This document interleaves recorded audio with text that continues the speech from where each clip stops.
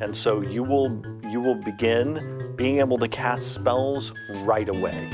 And this also has a carry-on effect for multi-classing, that if you multi-class now, you will get more slots out of the paladin part of your multi-class mix than you did before. And when we talk about the ranger, we'll see that a similar thing happened there. We did this because we wanted paladin players to start learning how to use their spells right away, because spells are a key part of the paladin's kit, and having it at second level before meant you were waiting to learn how to use one of the most important parts of your class. So now there's no wait. You start right away at first level learning some spells, which you'll then need to know all about when you get to level 2 and you start doing Divine Smite. At level 1, you don't just get spellcasting now, though. You still get Lay on Hands, that iconic ability that paladins have to heal themselves and others. And you also get Weapon Mastery. And so that means that paladins too are going to get to play with all of the fun that Weapon Mastery brings to any of our classes focused on weapon use. Now, when you get to then level 2, there's more new stuff waiting for you. And at first, you might look at the class feature table for the paladin and see, oh, fighting style, I had that before. But there's actually a lot of change hiding in there, good updates for the paladin, because now, when you choose your fighting style as a paladin, you are no longer restricted to a curated list like the paladin was in 2014. You now have access to the full fighting style list that fighters also have access to. Okay, interesting. And you also have the option to forego choosing any of those and instead learning some cleric cantrips. Oh, okay. So if you decide that you'd rather be more of a spell hurling paladin rather than leaning harder into your weapon use, you now have that option in the fighting style feature at level 2. Okay. This is a part of a theme of us providing more customization options where it made sense in each of the classes. You also now get a feature called Paladin's Smite. This was called Divine Smite in 2014. It's now called Paladin's Smite because it actually now gives you two things. In 2014, this feature allowed you to use the class's iconic Divine Smite ability, where you burn a spell slot and deal a bucket load of extra damage to a target you just hit. Divine Smite still does that. Divine Smite, though, has now been packaged as a spell. And then the Paladin Smite feature, in addition to giving you that spell and allowing you to always have it prepared, also now lets you cast Divine Smite once per day without burning a spell slot. So what that means is paladins now every day get a freebie Divine Smite. And so that's going to relieve a little bit some of the pressure on their spell slots. We did this so that paladins could certainly just use all their spell slots to cast Divine Smite, but we also wanted to make it just a smidge easier for paladins to cast some of their other spells if they so choose. Perfect. Now, when we get to level 3, where you pick your subclass, you also get Channel Divinity, and here there's a really nice upgrade for paladins in terms of the number of uses of Channel Divinity they get. It used to be that a paladin got exactly one use of Channel Divinity, and then that was restored upon taking a short or a long rest. Now you get 2 uses to start, and every time you take a short rest, you get 1 use back, and then when you take a long rest, you get all your uses back. But then even better, that 2 turns into a 3 when you hit level 11. So you're going to be able to use your Channel Divinity far more often than you could before. We've also taken the Divine Sense feature that Paladins used to have and turned it into a Channel Divinity option. And in the process, we've also made it last quite a bit longer. So if you do decide to use Divine Sense, rather than it lasting only 1 round, which was how long it lasted in 2014, it now is going to last 10 minutes. And we increased its duration, not only because you're now using your Channel Divinity on it, but also to make it easier to use, particularly in social interaction and exploration scenes. You know, the classic circumstance of the paladin is at the Queen's Ball and is trying to figure out which of these partygoers is actually a demon or an undead in disguise. Right. This longer duration will allow the paladin to get a bit more bang for their buck when they decide to use Divine Sense. We also, at level 5, have made it so that all paladins now get the Find Steed spell for free. They always have it prepared, and they can cast it once per day without expending a spell slot. Find Steed is an iconic paladin spell, and we decided we did not want a paladin to have to use up one of their spell preparation slots on that spell. Right.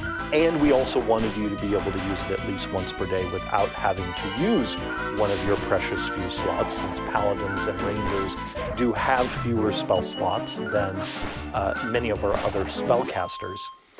And then on top of that, the Find Steed spell has been completely redesigned for the paladin so that the steed can now get more powerful depending on the level of the spell slot you use to cast the spell.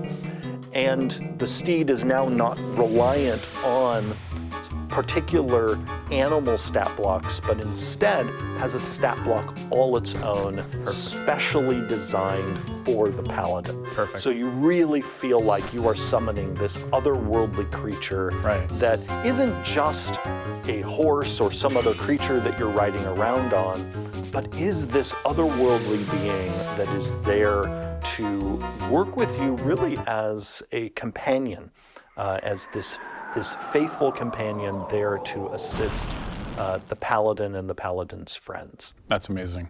I am hoping that with this change, many paladins will feel more empowered to have these really cool companions present on their adventure. And that's again living out that fantasy and honing in on that wish fulfillment of wanting to smite more and also getting that steed like sooner and easier. Absolutely.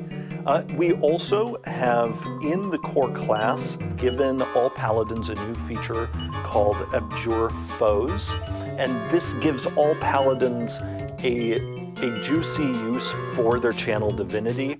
A number of our paladin subclasses in the past had a Channel Divinity option that was very similar to Abjure Foes, but it was sort of slightly changed in a number of the subclasses. We decided to take those variants, create a universal version that all paladins are happy to have, and now built it into the base class. Okay. We also did some under-the-hood work on the paladin's aura, partly by turning it into a single aura that gains additional abilities.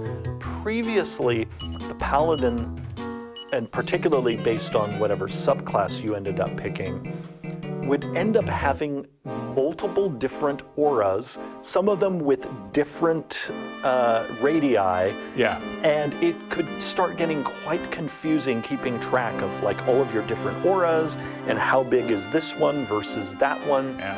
So we sort of cleaned up the whole aura game for paladins by, in the base class and then also in the subclasses that are in this book, all of the auras that used to be different auras before are now all one aura that simply gains new functionality. So it's going to be far easier for the paladin to keep track of what's going on because the paladin now has just one aura that just gains cool new features as the paladin goes up in level. The aura also makes use of a new type of area of effect that we've introduced in the new player's handbook. And it is an area of effect that has been in the game for the last 10 years, but didn't have a name. And we decided to finally give it a name. And I'm bringing it up now while talking about the Paladin, because it's specifically for things like auras and other effects that emanate outward from a particular creature or object. And so this area of effect is called the emanation. We've seen it all over the place in 5th edition over the last 10 years. Basically, anytime you read a feature or a monster ability or a spell that talked about creatures within a certain radius being affected by something, that was basically an emanation. It just wasn't called that. Yeah. So we have now given that area of effect a name and given it its own definition, just as the other areas of effect in our system have definitions. And you can now find all of those definitions in the Player's Handbook's Rules Glossary. One other thing in the Paladin that I wanted to chat about, because this is the first of the spellcasting classes that we have talked about, is the new approach to spell lists. So each spellcasting class now has its spell list inside the class description. So rather than making a paladin or a ranger or a warlock or another spell, go all the way back to the end of the book. Instead, it's right there in the class description. But in addition to that, we have worked to make the spell list that's in your class more useful for you. And we've done that by not only giving you all the spells by name, but also every spell's school of magic is listed. We also tell you if the spell on your list requires concentration. We also tell you if it's a ritual, and we also tell you if it has a specific component that you must have to cast the spell. So in those cases, when a component has a specific cost, or the spell consumes the component, you must have that component to cast that spell. And so we now tell you in your class spell list if the spell has a required component, so that you now have sort of one-stop shopping for your spells, and you can see at a glance what the spell's school of magic is, if it requires concentration, if it's a ritual, and if it has a specific component you must have to cast it. This is all meant for if you're a player and you play paladins or warlocks, you have less pages you need to traverse to understand what you have and what you need. Exactly. Yeah. The paladin subclasses have all received some fun updates, starting with the Oath of Devotion. Yeah, let's start with the Oath of Devotion. What is new here? One of the biggies right away is the Oath of Devotion can now activate their Sacred Weapon feature as part of the attack action rather than sacking their entire action to do it. Yeah. In the past, it was so punishing to have to use your entire action to activate it that many Paladin players just decided not to use it. Now, as a part of attacking, you can simply decide, I'm going to activate this. We have also replaced in the Oath of Devotion the feature that was previously called Purity of Spirit with a new feature called Smite of Protection.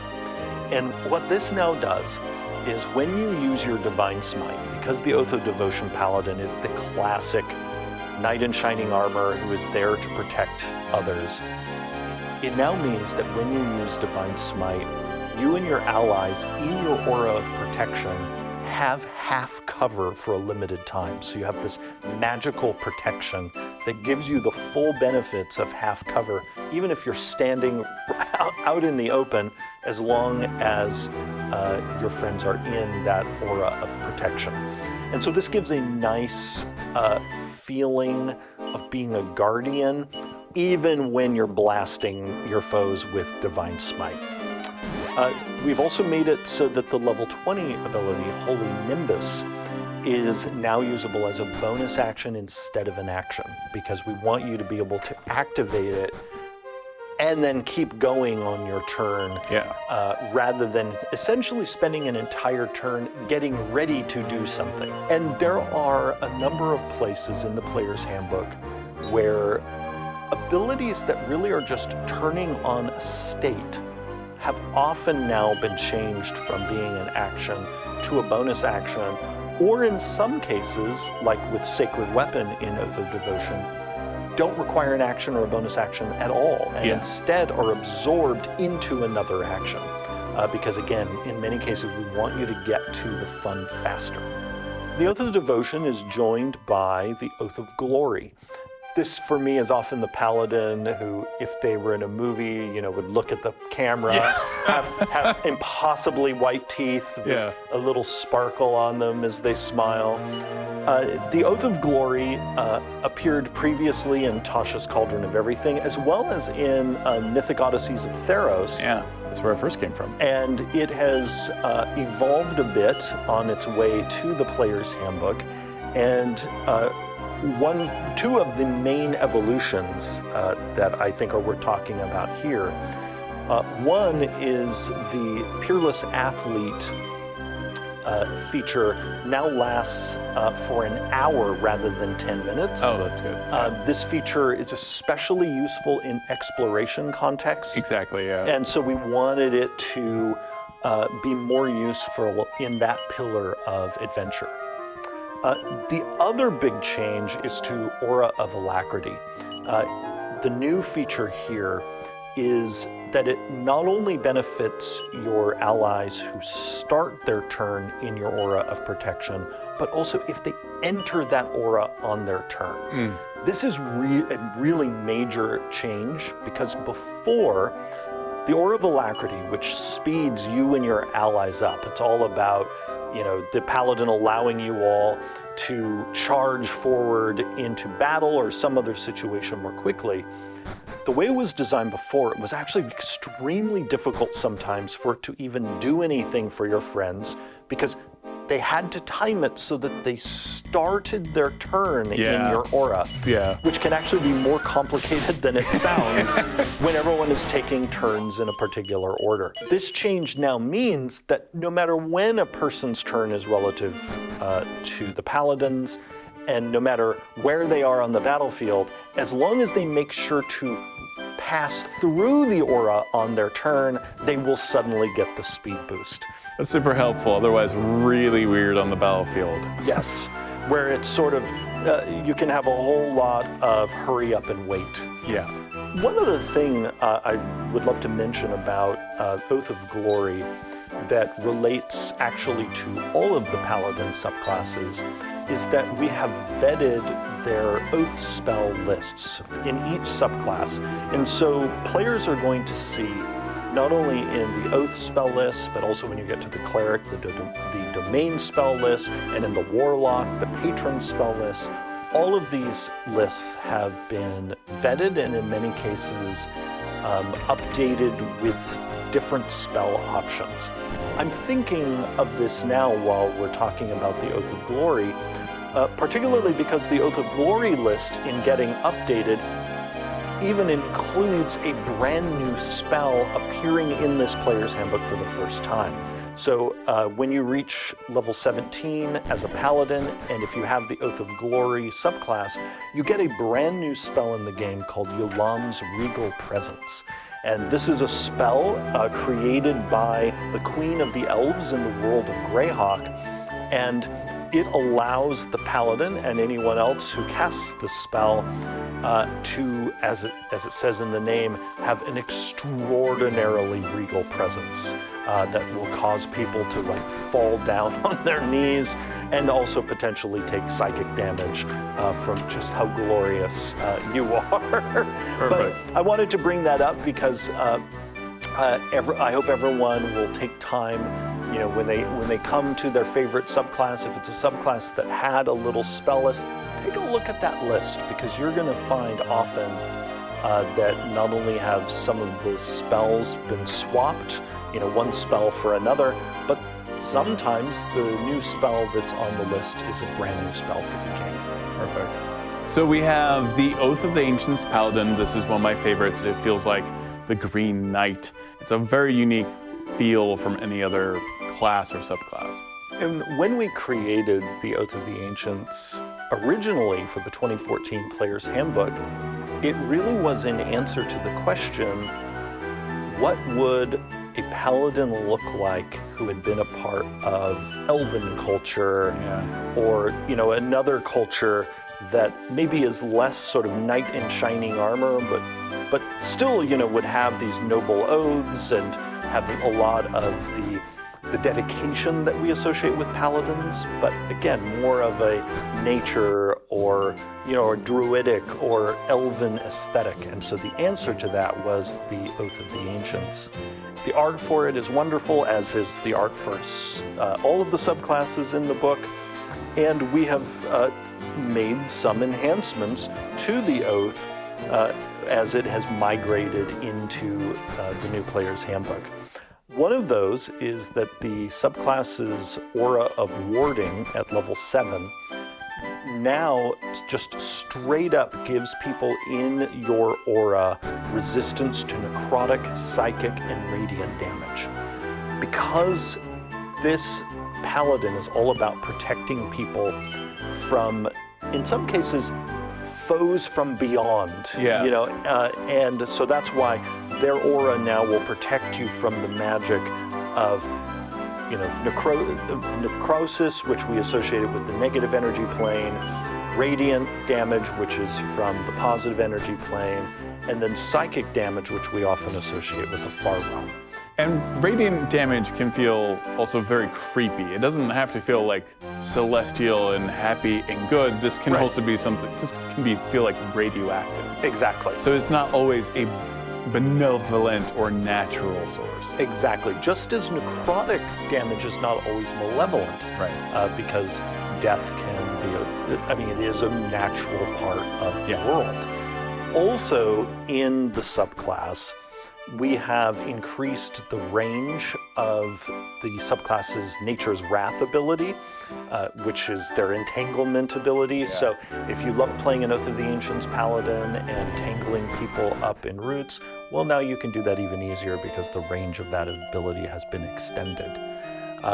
We have also, in the subclass's Undying Sentinel ability, made it so that if you pop back from 0, you don't pop back with just 1 hit point. And just as we did in the Barbarian, you now pop back with a bunch of hit points so that you don't get knocked down immediately after you popped back up. Perfect. Those are the main changes here, and really just our effort to make this great subclass just even better at the fun stuff it was already doing. I love that even the subclasses that are very tried and true are still getting, a facelift, an upgrade, and getting something extra to do. And that is true of every subclass in the book, that no matter how solid it was, it's getting some new upgrade.